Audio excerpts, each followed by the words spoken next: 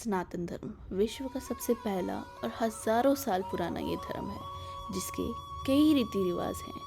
पर हर रीत को मानना या ना मानना इस चीज़ की भी पूरी छूट देता है ये धर्म। क्यों? क्योंकि यहाँ इंसान की अच्छे बुरे कर्मों के तराजू पे तोलकर ही उनको फल दिया जाता है।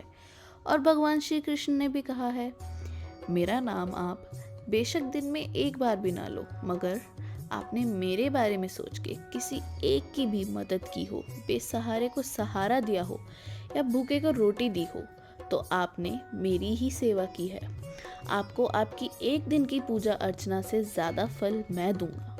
पर अभी हम साधना के मूड से आए हैं। आज हमारा दूसरा दिन है उज्जैन नगरी में और देखते हैं आज का दिन हमारा कैसा रहा था। Good morning guys. तो डे 2 शुरू हो चुका है। कल हमने बहुत कम ब्लॉगिंग करी है, आई नो। रात को थोड़ा बहुत हम फ़ोन ले जा पाए थे, तो थोड़ी बहुत चीज़ें मैंने आपको दिखाई, वही ब्लॉग हो पाया है। आज की प्रॉपर ब्लॉगिंग करेंगे। अभी हम 9:45 पे उठकर यहाँ पर आए हैं। हमने अपनी भस्म आरती के लिए बुकिंग करवा ली है, जो हमारी कल होगी। इफ़ पॉसिबल तो मैं वो भी रिकॉर्ड कर पाऊँगी, बाकी आपको आगे पता चल ही जाएगा कि करी या नहीं करी। और दूसरा, अभी हम ब्रेकफास्ट के लिए आए हैं पूरी सब्जी। हमने जो कल खाया था, जिस रेस्टोरेंट की इतनी तारीफ करी थी, उससे हमने स्विच करके किसी और पे खाने चले गए थे, क्योंकि उनके पास चाइनीज़ नहीं था और हमें चाइनीज़ खाने का मन था।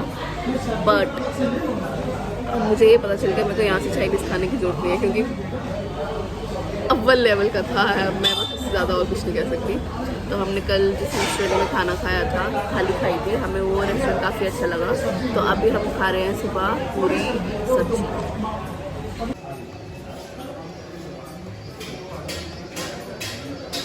खाना हाजिर है।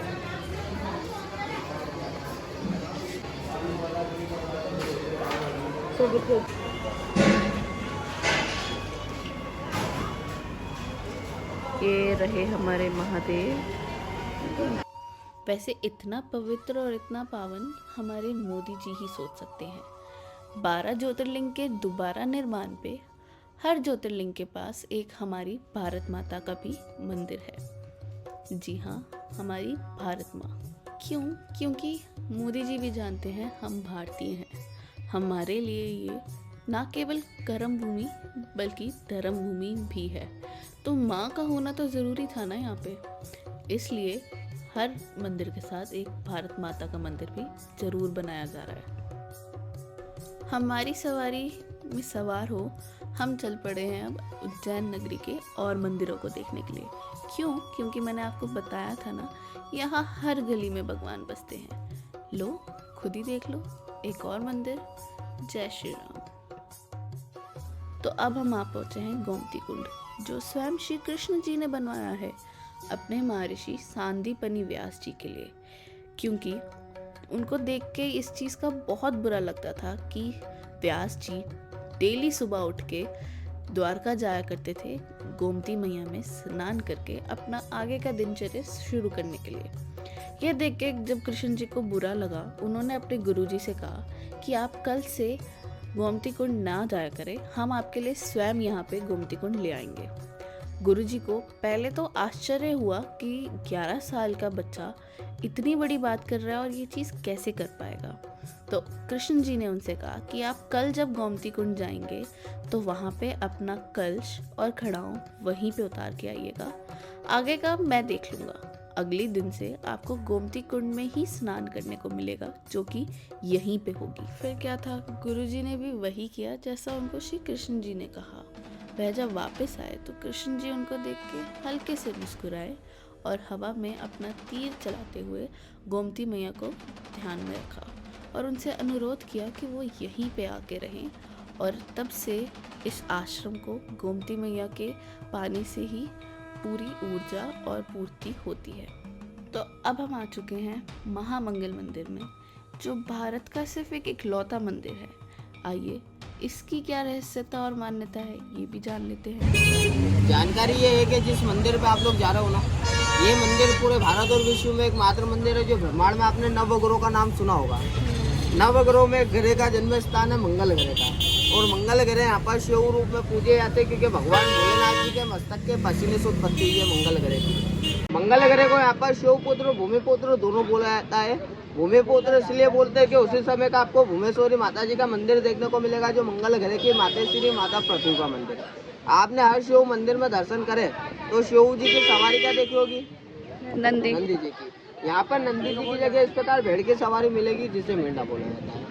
भेड़ का ये कारण है कि मंगल ग्रह को यहाँ पर 2 राशि सौंपी गई है। मेष और वृश्चिक राशि के स्वामी के विवाह के अधिपति माने गए। यहाँ से किस कष्टों का निवारण होता है, जिसे यहाँ पर लिखा हुआ है। जैसे अपन शनि भगवान को चढ़ाते ना लोहा उड़दा काला कपड़ा तेल, मंगल ग्रह का स्वरूप लाल माना गया, इसीलिए लाल चीजों का विशेष महत्व है। जैसे लाल चीज में मंगल ग्रह को यहाँ पर एक रत्न मूंगा चढ़ाते, जो अपन अंगूठी में नग नगीना पहनते हैं, मसूर की दाल, लाल पोटले में गेहूं, लाल कपड़ा, श्रीफल पुष्प, अपना नाम, अपना पिताजी का गोत्र ना पता हो शल्य बोलकर चढ़ाते हैं। आप महादेव के ज्योतिर्लिंग दर्शन के लिए आए हैं, मगर आप इस मंदिर में नहीं गए तो आपकी पूजा अर्चना सब व्यर्थ है।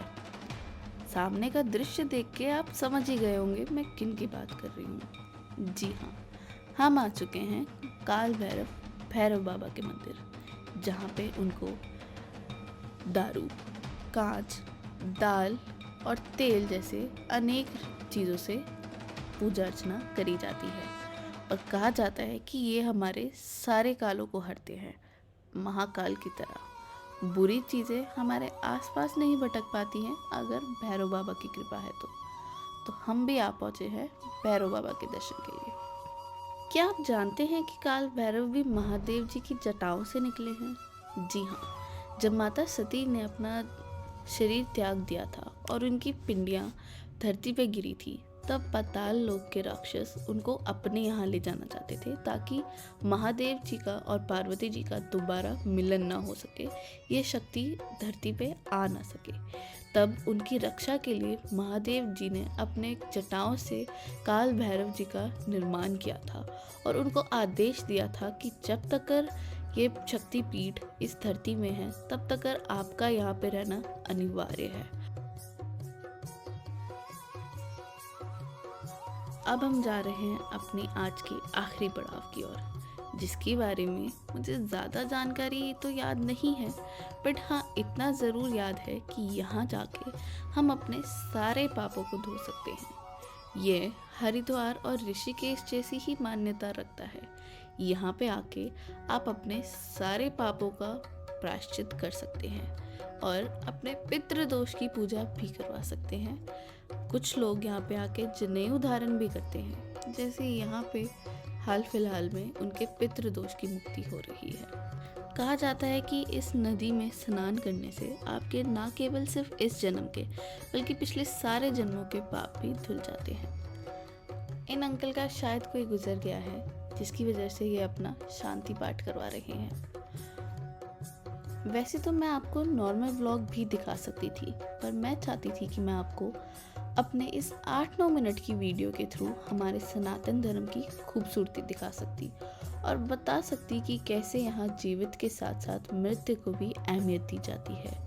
और हाँ, मेरी इस वीडियो के दौरान किसी भी अन्य धर्म को छोटा या बड़ा दिखाने की कोशिश नहीं की गई है, बल्कि मैं सारे धर्मों का सम्मान और आदर करती हूँ और हर धर्म की मेरे लिए एक सम्मान ही भावना है। चलिए अब हम मिलते हैं आपसे अपनी अगली वीडियो में और तब हम आपको दिखाएंगे अपने इंदौर का सफ़र, कैसे हम आगे गए और हमारे साथ और बहुत ही खूबसूरत चीज़ क्या हुई। तब तक के लिए अलविदा और मैं इजाज़त चाहूँगी। ओम नमः शिवाय।